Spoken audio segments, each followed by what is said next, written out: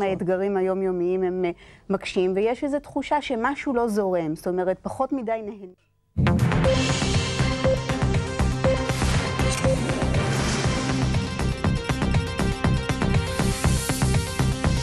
שלום רב לכם, 10:50 בבוקר עכשיו, התרגיל הגדול של פיקוד העורף מגיע לשיאו. בעוד 10 דקות תשמע בכל רחבי הארץ אזעקה עולה ויורדת.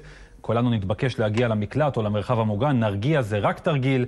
אנחנו בעוד זמן קצר יילקח מאיתנו השידור לטובת אזעקת התרגול לאורך 1.5 דקות שתשמע בכל הארץ. אלו הם רחובות חיפה בשעה הזו של הבוקר, ראינו גם מה קורה בתל אביב ובירושלים.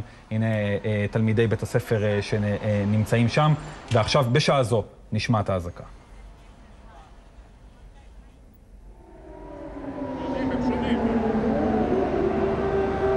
בכל רחבי המדינה. כל התושבים מתבקשים להיכנס למרחב המוגן, אותו בחרו מראש.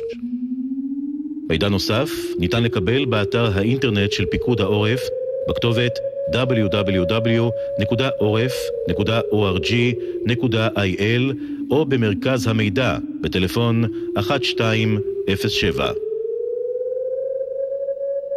ברגעים אלה מושמעת אזעקת תרגול בת 1.5 דקות בכל רחבי המדינה.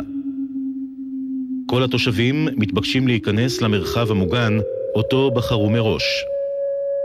מידע נוסף ניתן לקבל באתר האינטרנט של פיקוד העורף, בכתובת www.orf.org.il או במרכז המידע בטלפון 1207.